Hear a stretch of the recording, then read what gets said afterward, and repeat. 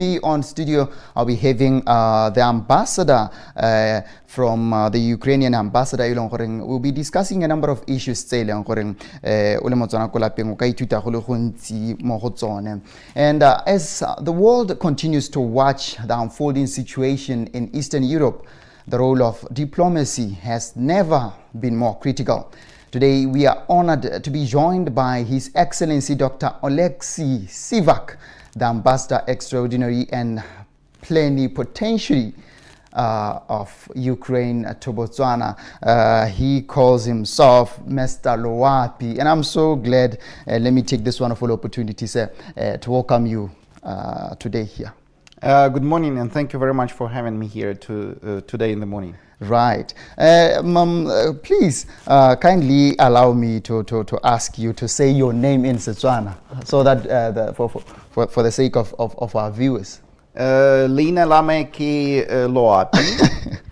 I know what it means. It means sky, and I'm very proud to have this name. Okay.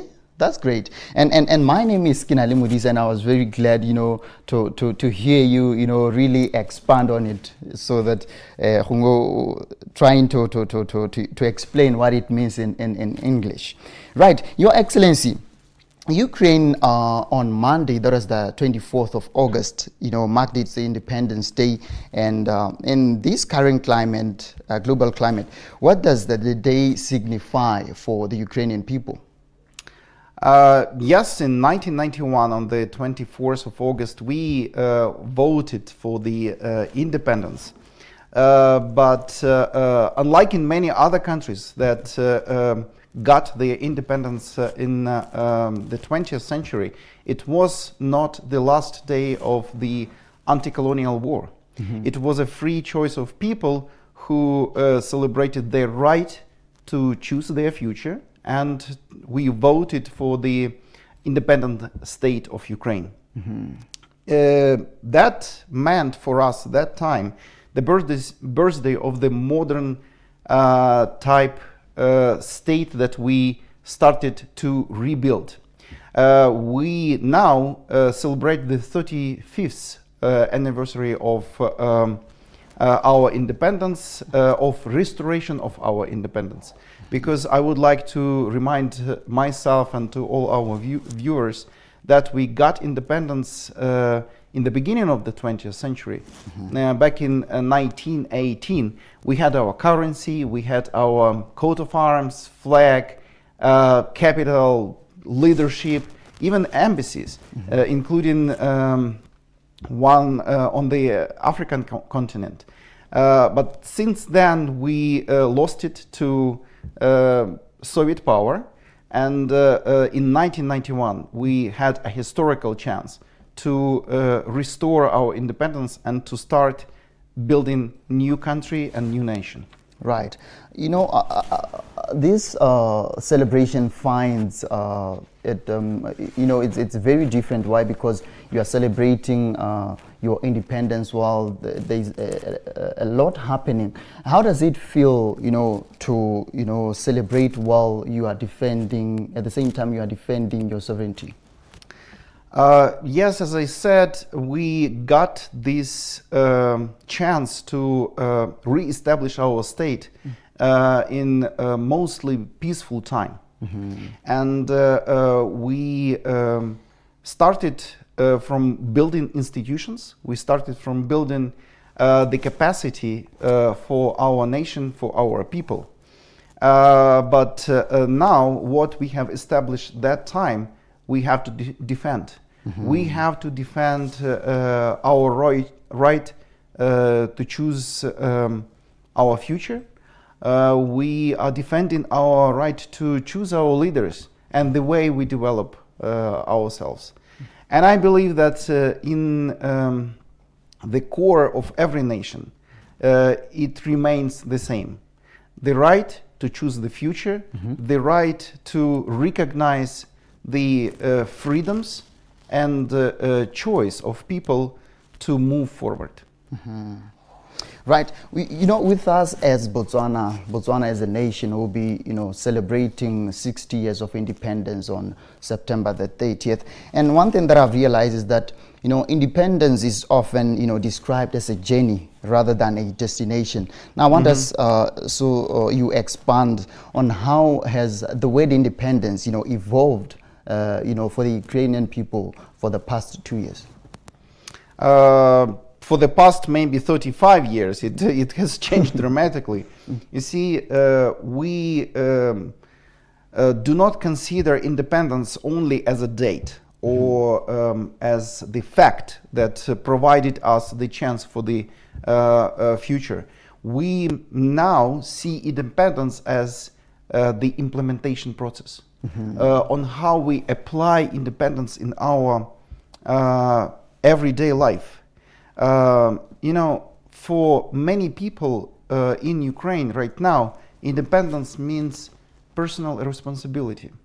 When you do things that creates opportunities for yourself, for your family, for your community, and eventually for your country. And this what changed the perception of independence among Ukrainian people. It is very much stronger than just a date.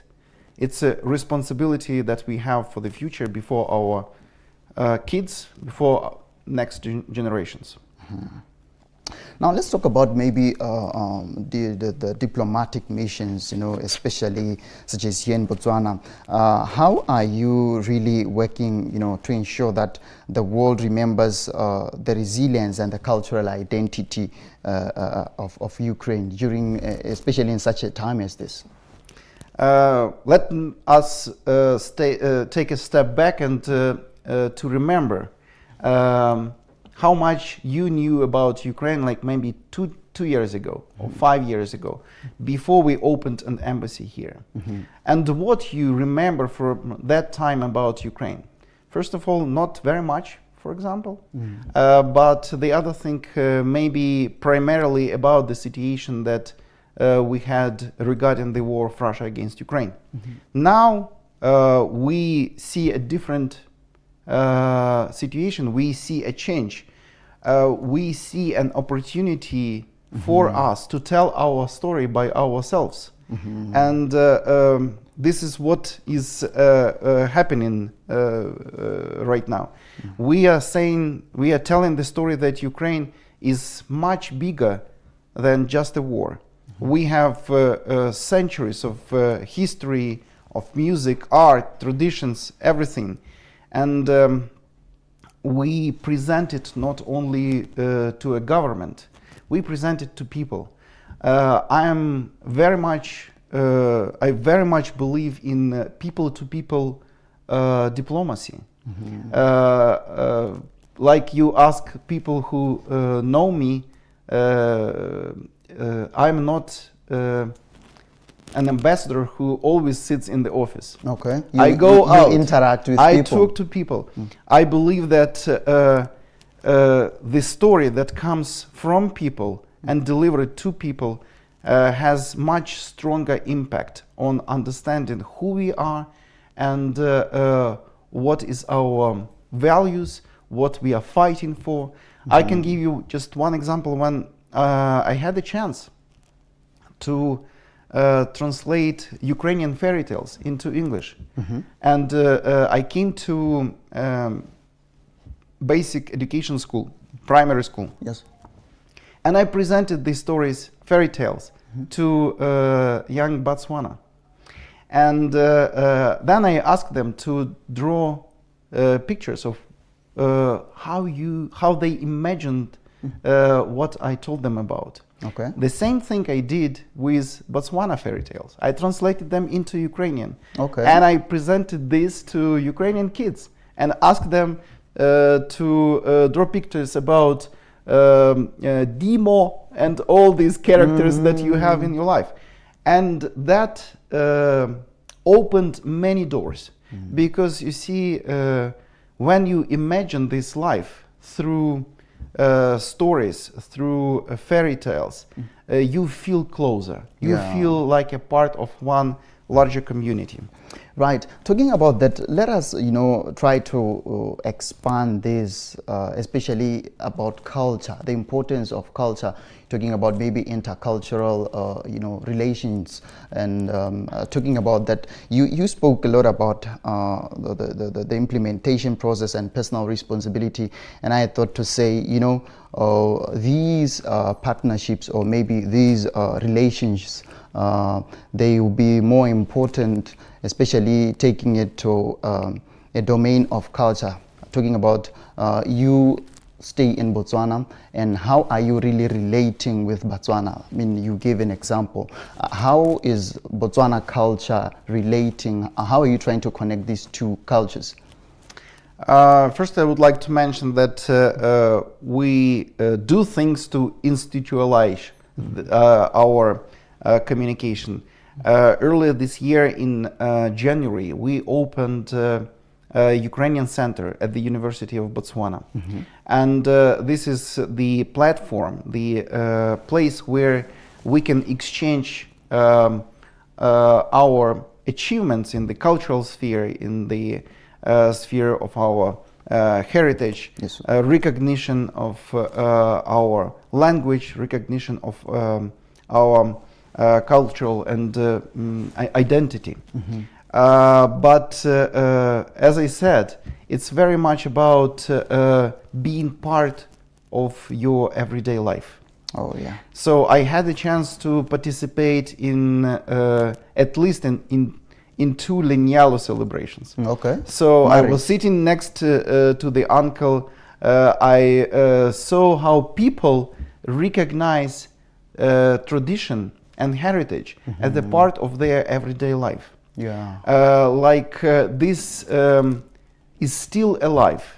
And it is not only presented in the form of exhibitions, it is presented in the form of the time you spend every day to communicate. I know that everyone in Botswana either have farms or relatives that live on the farm and practice the traditional lifestyle. I've been to a number of kotlas and I talked to Tikosi. Some that have very special traditions of entering their offices. Oh, yeah. In Kawimba, I was on the north. All right. Kavimba in the Chobe district, right? Exactly, Kawimba in the Chobe district. Same thing, I would like to present Ukrainian culture. I understand that many components of Ukrainian culture can be very unusual for the perception of Botswana people. For example, we have a lion as a king of all animals in Ukrainian tradition. Yes, sir. And people asked me if we have lions in our forests. And I said no, but for some reason, in addition to wolves, fox, rabbits, squirrels, and all these, traditional animals, we have a lion who is the king of all animals. Right. And that's what makes us closer to each other, and that's what helps us to better understand each other and to have trust. Right. Trying to expand this diplomatic, the diplomacy, and talking about strategy. Diplomacy is often, a powerful tool in sorry about that. In times of conflict, and as you say that in such a time as this, you see an opportunity. So try and expand on how you will describe the Ukrainian diplomatic strategy in engaging with other African countries. I should start with admission that for many years Ukraine didn't pay much attention to African continent as the part of its diplomacy, and we should be very honest about that. But the situation has changed very much within the last few years. We expanded our diplomatic presence here on the African continent, At present, we have 18 missions all over, including the African continent. Across the continent, including the one in Botswana that we opened in 2024. So that basically presents our attitude, our desire to build long-lasting partnerships. So all these partnerships were built within 5 years? Yes, we have opened 8 new missions within the last 4 years. Oh, great. And we plan to expand even further, because we believe that for Ukrainians, African continent is very much undiscovered. We want to see the opportunities. We want to build long-lasting partnerships within the spheres where we feel stronger. And we are talking about food production and food processing within the concept of food security. We are talking about fertilizers that are very much needed here on the African continent. We are talking about tech solutions, including the one for agriculture and other spheres, about digitalization in general. And so we would like to build these equal partnerships where both parties recognize the value of a partner. Right. Kindly allow me that we go just for a short break. We'll continue on that after the commercial break. Muzana wethu reporter ka we take just a short commercial break with the talks.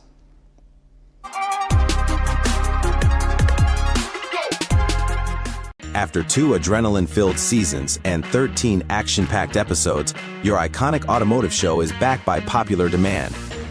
Join us as we embark on a journey to all corners of the car-making biosphere, all in the search for the latest news from the motorsport ecosphere to new car model reviews, off-roading adventures, and everything in between. You do not need to be a die-hard petrolhead to stay entertained. There will always be something worth learning. Das Motorist, it's where you belong. YTV is licensed under the Botswana Communications Regulatory Authority, BOCRA.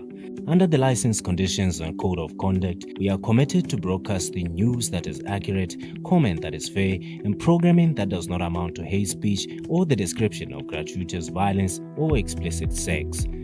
If you think YTV is not adhering to this code, please send your complaints to the program's manager at YTV PO Box 1607 Gaborone or call 395-7654. You may write to BOCRA at Private Bag 00495 Gaborone or call 395-7755.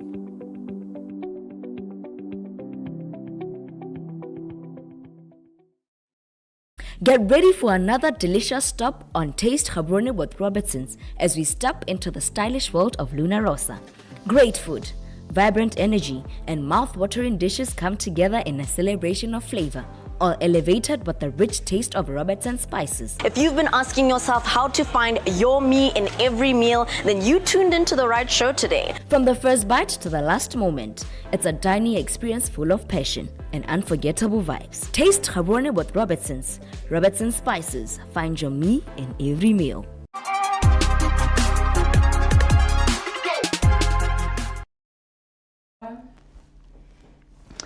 Right, welcome back to the show. Right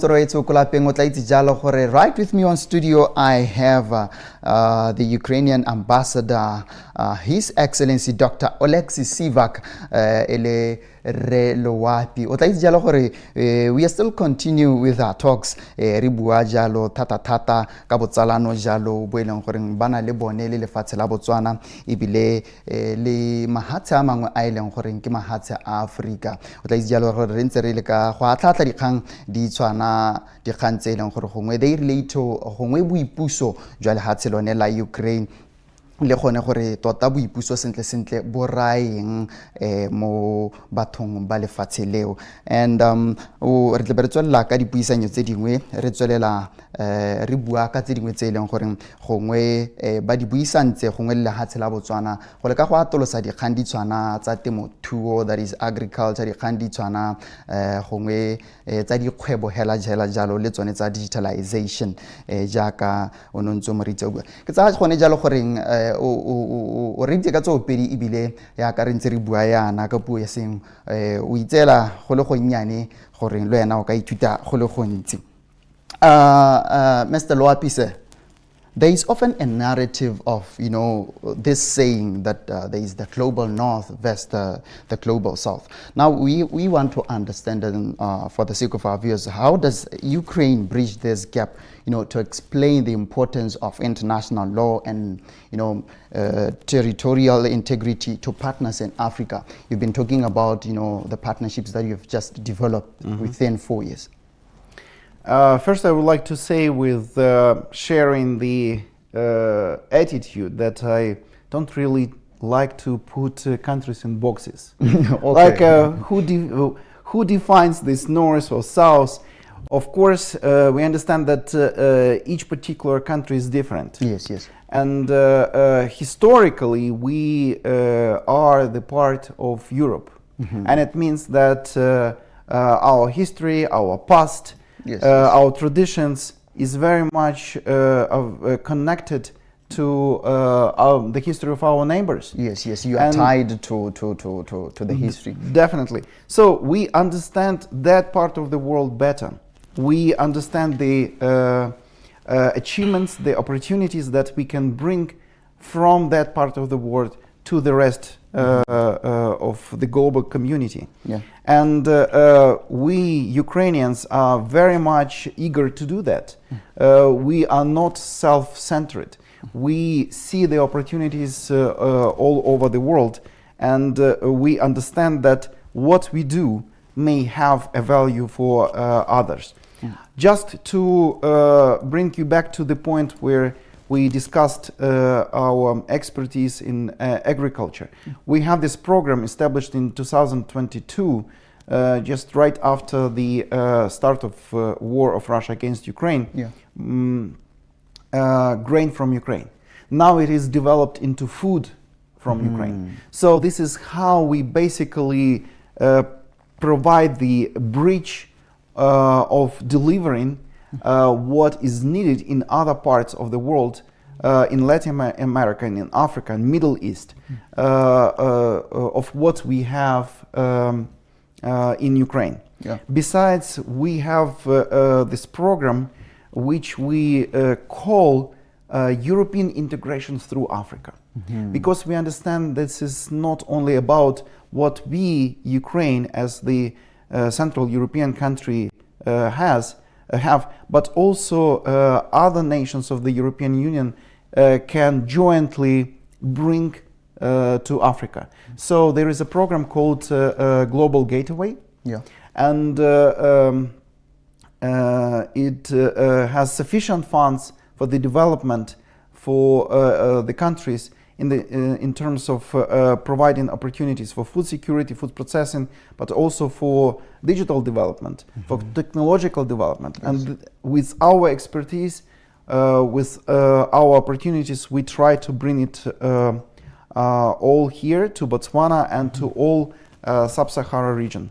Yes, talking about that, I've realized that a number of these ideas that you shared or topics that you shared, they relate to us as a country more than maybe how you wanted to put it. Why? Because when you talk about agriculture here, we as a nation are trying to put agriculture or to give it a chance that it really puts more input into our national GDP. You talk about tax, you talk about, you realize that a number of African countries are hit by taxes, especially when you talk about exportation of goods and so forth. And talking about food production and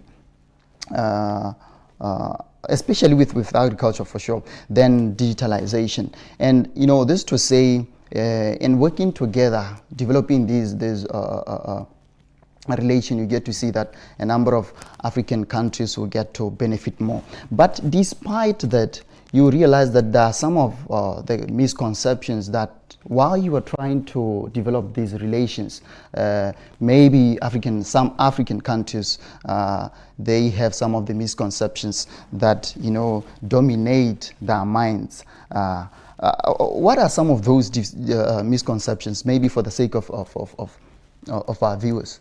I would like to start with the idea that all what you have said is intertwined. Yeah. It means that when we are talking about agriculture and technology, it's now same sphere. Using drones for agricultural needs, yes. Using agro-tech is everyday practice. Yes, yes. And when we come here to Botswana, when we come and present ourselves in other countries of the region, we basically present the whole range of opportunities that demand the expertise in other spheres as well.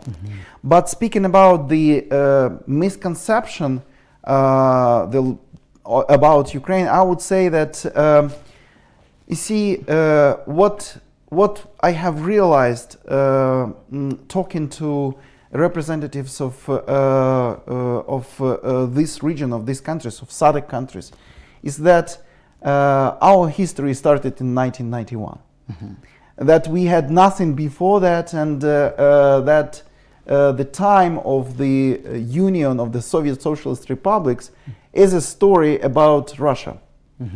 It's called Union just because it was it consisted of 15 different republics, and this is the same as to compare SADC with only one country. Any country that you may have in mind from this region. Yeah. That means that we need to also present and talk very much about the past that we had. And I want to mention that a lot of students from Botswana, from this part of the world, studied in Ukraine. They were educated in Ukraine. Yeah. Our engineers, they came during the Soviet time to help your people to build their countries. We are talking about famous Ukrainian diplomat at the United Nations, and then Minister of Foreign Affairs Gennady Udovenko, who was leading the United Nations Committee fighting apartheid in the Southern Africa. Yeah. And he is recognized in South Africa Republic and other states as the person who represented Ukraine to achieve this goal. Even Botswana has a very special story about that, because we do remember the personality of Dmytro Bilokolos, who is the first ambassador of the USSR, Union of the Soviet Socialist Republics, to Botswana, and he's Ukrainian. He is not just Ukrainian diplomat who was born in Ukraine, who died in Ukraine in 1993, but during the independence time. Oh, yeah. But he was a minister for foreign affairs of Ukrainian Socialist Republic. So it means that we have so much connections in our part that we need to transfer to our future and to our present. Right. Maybe let's try to shift our view while trying to talk about, still talking about the connections, but shifting on the side of democracy. Botswana is often known as a beacon of democracy. So how does these partnerships benefit Ukraine, or this democratic value of democracy? speaking about democracy, I would like to start with the phrase that Serge Seretse-Khama presented to Botswana people in 1978, and I will quote him. Democracy is like a little plant, does not grow or develop on its own. It must be nursed and nurtured if it is to grow and flourish. It must be believed and practiced if it is to be appreciated. And most importantly, it must be fought for and defended if it is to survive. And I believe that this formula is applicable not only for Botswana past and not only for Botswana present. It is applicable to every country, including Ukraine. We do recognize the value of democracy, and we fight for our right to be a democratic state with the freedom to choose our own future now. We give this power to the people that we elect, but we also take them accountable for what they promise us to build as our future.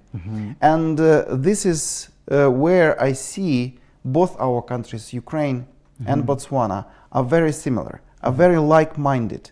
And I want to keep this similarity in my head every time when I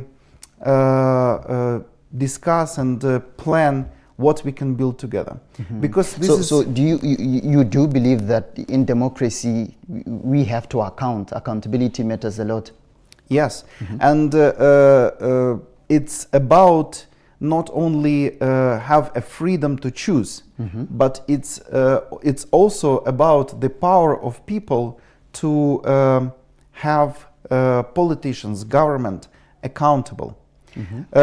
We are moving forward, and on this way we understand that all people that make our future, including ourselves, we promise something for ourselves, for our communities, for our kids. We build it on principles, on peaceful resolution, on having freedoms for people. And this what defines the format, how we achieve what we have promised. Right. So talking about our cities, the two cities, how is Kyiv and Gaborone evolving in such a time as this? I see the difference in Gaborone only for two years. Okay. And I have arrived here at the time when new government just came into power. All right. So I see only the difference within this period of time. And what I see is the change, the roads are building. I see that even in the time of struggling economic challenges, people build plans not only for tomorrow, but plans for medium strategies and long-term strategies. That's important because we, even at the beginning of our way, we need to see where we want to come. So don't you believe it's a bit risky, or it's just about hope? We have to be hopeful. It's not about the hope or risk. It's about the knowing exactly what you want to achieve. And it works perfectly on personal level. If you know what you want to achieve, you know the tools which will help you to achieve this goal. Right. And it works well even on the national level, on the level of states. When you if you know where you bring your nation, your communities, you understand what you need to change, what you need to do in order to achieve this goal. Right. Let us kindly take a short break, then we'll continue afterwards. Motswana wetso re pota ka fa re duela bagwebi mme tla re tswa kwa be re tswelela le dipuisanyo tsa rona.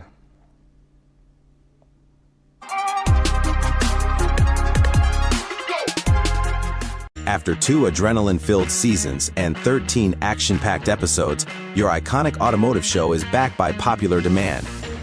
Join us as we embark on a journey to all corners of the car-making biosphere, all in the search for the latest news from the motorsport ecosphere to new car model reviews, off-roading adventures, and everything in between. You do not need to be a die-hard petrolhead to stay entertained. There will always be something worth learning. Das Motorist, it's where you belong.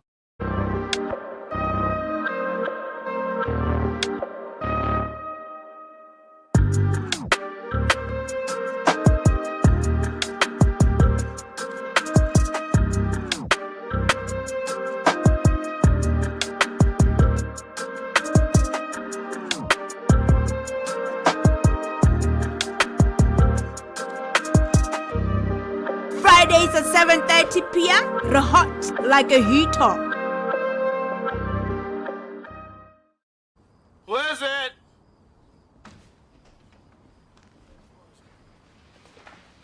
Wanda? Nessa?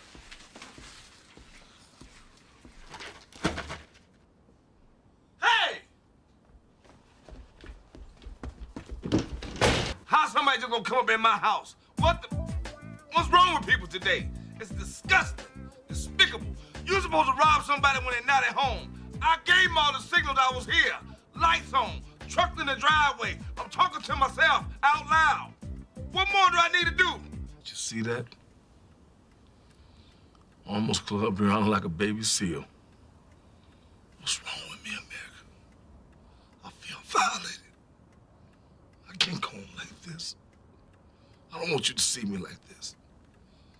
I got an image to maintain.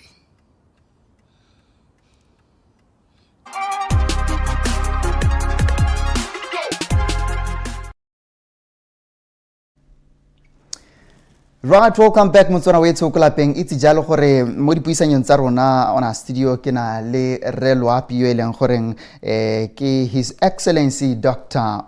Oleksiy Sivak ele the ambassador of Ukraine to Botswana. O tla itse jalo gore re ntse re tsweletse ka dipuisanyo, have been continuing ibile le ka go atlhatla dikgantse le goreng go ngo le Motswana o ka itumella go ditse ibile o ka ithuta go le go ntsi mo go tsone. And we just continue on the last lap of the interview. Se Loapi se. I like this name, Loapi. Kindly, allow me to ask this one, because we're having a number of challenges, especially in such a time as this, where you're seeing the conflict between Ukraine and Russia. And a number of our citizens, find themselves, I would say maybe caught in between. We've seen some unintentionally taking part on the conflict, where we've seen them lured into being maybe fighting or maybe as soldiers. What do you have to, firstly, are you aware of the situation? And if you are, what do you have to say about it? Yes, we're definitely aware of this situation, and this is unfortunately not a problem for Botswana only. Yes. You see, because Russia does require a lot of new lives to fight this war against Ukraine, it is in search for the mercenaries all over the world, including Africa, including Botswana, unfortunately. Yes. And at this point, we know at least about 2 Botswana citizens who most probably died in that conflict, being part of Russian armed forces that fight against Ukraine. And at least one who is a prisoner of war now in Ukrainian captivity. And several more whom we believe signed the contracts with the Russian armed forces to fight against Ukrainians. And I see the problem in several spheres. First of all, what motivates these people to come to Russia? That's a great question. And that's basically, we are talking about the financial motivation. People are looking for the other resources to support themselves, to support their families. Yes. So they are lured to Russia. They are they have found this information that they can be given the job to do. Because we believe that the number of opportunities overseas. Yeah. So, but you see, in case of Russia, it's very much about having these people signing the contracts with Russian armed forces and bringing them without proper training, bringing them to the front line, and basically jeopardizing their lives. And so we have discussed this problem with the government of Botswana, and I appreciate the speech of Minister of International Relations, Dr. Butale, before the parliament, where he recognized the problem and asked Botswana citizens not to come to Russia and to consider every opportunity to check what the employment abroad may bring to you. We also communicate and cooperate with Botswana government in this regard, and we provide information available to us in order to stop this practice and to prevent Botswana citizens find themselves in the situation when they are wearing uniform of the other country armed forces fighting against people they don't know. And I've realized that even even children are being lured into to the conflict, where we've seen. I've heard the story where a number of children were even lured into the conflict so that they fight. If we talk about young males and females from Botswana or from other African countries, we are talking about those who were either like males went to Russia to become a part of armed forces of Russian Federation, or about young women from Botswana who and other African countries who went to Russia to work at the plants that produce kamikaze drones, so-called Shahed drones. And you see, this is a military target for Ukrainians, so they do jeopardize their life even working at the military production plants. But when we speak about kids, this level, we should also remember those at least 20,000 cases that we have in our possession of Ukrainian kids that were abducted by Russian Federation, and they moved them to Russian territory. They separated families. So we may have parents on the Ukrainian territory and kids on the Russian territory, or temporarily occupied territories, and Russians do not allow these kids to come back. And there is a whole world community initiative called Bring Kids Back UA, which now has 48 countries and international organizations that work to identify those kids and to make it possible for them to come back. And we even know the cases when the First Lady of the United States sent a special letter to President Putin asking them to allow some of the children to come back, and it worked well. Right. Thank you for commenting on this issue, because it was really a pressing issue on my side. Right. Maybe on still continue on the partnership side. Where do you see the greatest potential or a win-win partnership between the two countries, Ukraine and Botswana? Speaking about the partnerships, I would put it in two different baskets. First basket is where we partner in order to build our future. And this is where the both countries have the strongest potentials. And we already talked about agriculture, about technologies, about education, because we need a more competent people here in Botswana who will be driving this economy towards future. But we also have the other basket, and this basket is about our common challenges. We understand that the issue of food security is challenging. Environmental issues. We all know about El Nino, which will come here to the Southern Africa quite soon. So here we see the potential of cooperation where we all are getting prepared to the challenges that we face using the potential and expertise of each other. All right.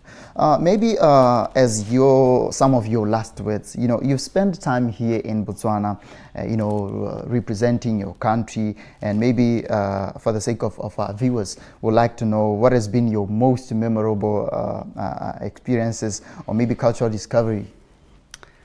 In this regard, I would like to present one of my latest experiences, being part of the battle of two traditional points. And one is the very good friend of mine, whose name is Sururubele, and another one is Masagetu. Okay, so what surprised me is that regarding of all the modern influences, Botswana society still have this lifestyle that many of European countries has lost. Meeting friends and family, especially family, having these connections, spending time together, not in your phones, but basically coming to the place where social gatherings, not only in the church, but also outside, under the sky, talking to each other in Gotlas. So this is not common in your country? This is not that common.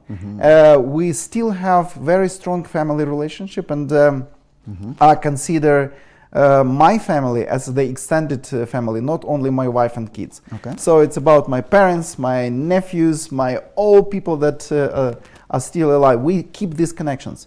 But here what surprised me is not just the thanks to traditions. It's just a part of the life you have. And I believe this is a part of your identity. This is a part of who you are. And I believe this should be kept and preserved for the generations to come. All right, for sure. Thank you so much.